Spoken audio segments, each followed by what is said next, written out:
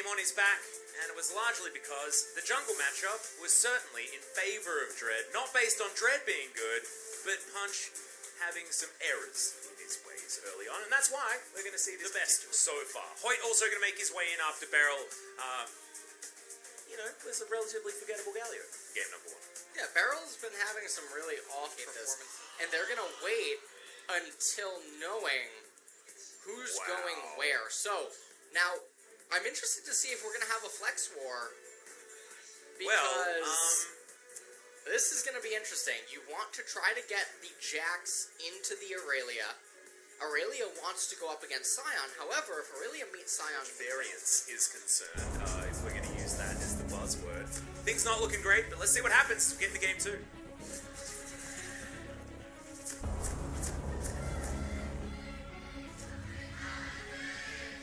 What? Really going to begin to flourish. This is actually what I was afraid of for Darm1 Gaming, is Kiin hunting Aurelia. Because in one combo does not sound very fair to me. Well, right now, Kiin going aggressive, and Showmaker actually taking the brunt of that damage to the face. Canyon unable to get it in time. Yeah, there was one that did not go particularly well. As Showmaker going to get flashed on here. In goes Dread as well, but the ultimate goes entirely wide, and that's a kidnap! And that's going to be first blood going over to the Afrika Freaks. 2 games in a row, Afrika with a great start. Yeah, and now Kiin is really going to be able to turn this lane on. Look at this, and Showmaker has not really been able to land his stuns this game that well. And right here, level disadvantage as well is a real problem.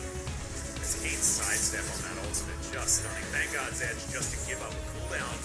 By the looks of things, and first blood going over to Zach. One of the reasons that Showmaker... Dread actually have to slingshot his way out of here. It gets a full charge. In fact, just decides to cancel it. Stretch Armstrong, he's going to be able to get the pullback there as the culling comes out from Soul. That's a big ultimate to land as Senin gets a huge taunt in on there as well as Nuclear. He's able to throw in his ultimate.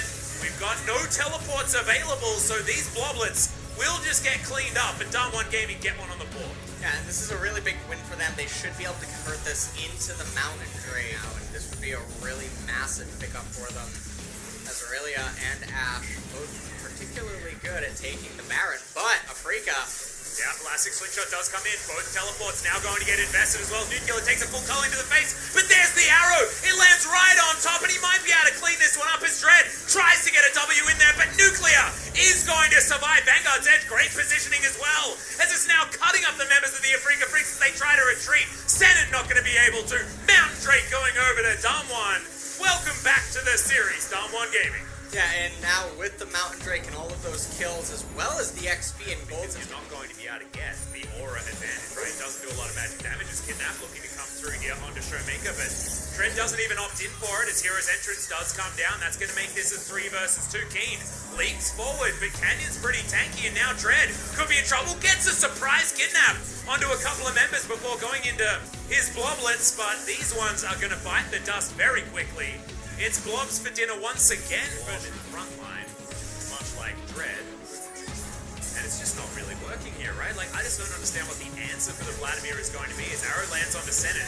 And that is a Galio that's just straight up dead. Oh, does avoid the stun with a really nicely timed Justice Punch, but Showmaker will have the Qs, will have the resets, gets the stun as well as Grom.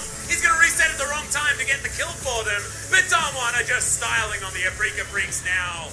The Jax goes down, the Devour's there to keep Showmaker alive, and the Aurelia, despite falling for first blood, has found her way back into this game with a vengeance. Yeah, and at this point, I'm going to have to call the game over, Atlas. It is almost a 7,000 gold deficit. But think about the scaling for the Afrika Freaks. Yeah, the Jax. Yeah. Around what Brook honestly can't offer. There we go. Against the Vladimir. As, Dread dived in on top of Showmaker. He's going to be really careful with those. He might trap someone in it one day. Yeah, well, Senin turns on this. And Showmaker kills the Zac and then walks away casually.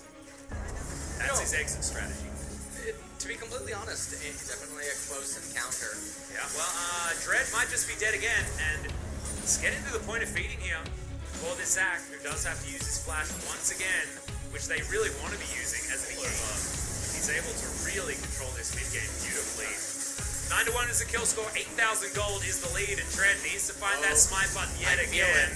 We've got level parity, but Elastic Slingshot going to get charged and cancelled as that ward is really trolling right now. To this Baron, Flame has teleport, but looks like he wants to join the fray. Actually just flashing on the soul, has to use the heal very early as the pull once again comes down. Hemo play. Not going to be enough to take down the Lucian. He's going to go down, but that's a beautiful interrupt coming out from Canyon to try and guarantee the Baron. Kiin gets into the pit, but you ain't stealing it, buddy. Vanguard's Edge going to clean up the Jax, and that is 2 kills plus the Baron. And DWG Gaming will be able to march this one forward to take down even more structures. Now after the Baron, it's going to be really difficult. Afrika has 0 wave clear. Now, just absolutely 0. So, I wouldn't be surprised if we just see the game end after the fall of both the top and middle. Well, we also know that their damage is in the form of a short-range 80 carry as well. Because Jax is dead, so he's back up in another 10 seconds, but that should mean the DWG Gaming squad can take down a whole bunch of extra turrets. One remaining inner is going to be on the map. That's on the bottom side, and Flame's going to get to that very soon. With this Baron buff available, just quietly, I mean, Flame wasn't able to one-shot the 80 carry just yet, but he now has a pretty cool hat and a Spellbinder, so he should be able to do that next time around. Let's take a look at what's going on here. Voight trying to do his duty as he has an acquired taste for Jello, as he's looking to try to lock up Dread, and then right here just was not able to get into the pit, and that was just beautiful execution, honestly, out of DWG, especially with Flame having zoned away Lucian from the fight, having chunked so much of his HP, and now looks like they actually just want to go for a 1-3-1, which, to be honest, I think is a little bit needless given how far ahead they are. They can just ignore turrets. You can have the Vladimir enter as the primary engage, tank up some of the turret damage, go into full, hand off the aggro to another teammate. That teammate get eaten by Tom Kench, or yep. They have so many tools available to just outright dive, but the aggro juggling is just very easy for Tom Kench. Yes. So I completely understand. Certainly a lot of options keeping DWG safe, and when it comes to disengage potential as well, I mean, they've got a lot of ultimates that do work very well in that disengage scenario. So not only do they have Tom Kench, but they've got the Enchanted Crystal Arrow that can stop anyone from engaging on you, and the Glacial Prison. It's also going to be able to do the same as Nuclear. Yeah, that's a lot of consistent damage coming in from the Ashes. The Ranger's focus just tears apart the turret. And that is first inhibitor just going down for free. Afrika Freaks look dejected.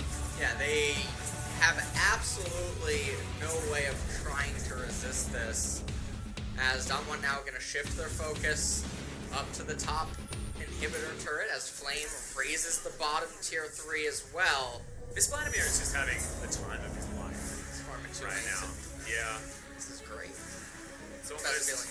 It's like he's feeling like the Freak they're made up of NPCs, and he hasn't set the difficulty high enough in this particular PvE match that he's up against, as the culling does 0!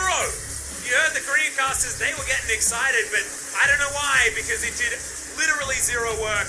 That is going to be Sejuani tanking beautifully.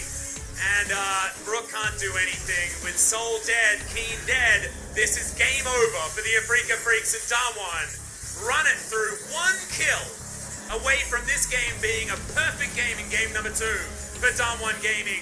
30 minutes isn't even going to have an opportunity to tick over as they finish off the Nexus. Yeah, definitely going to have to report Showmaker for that 1 death, though.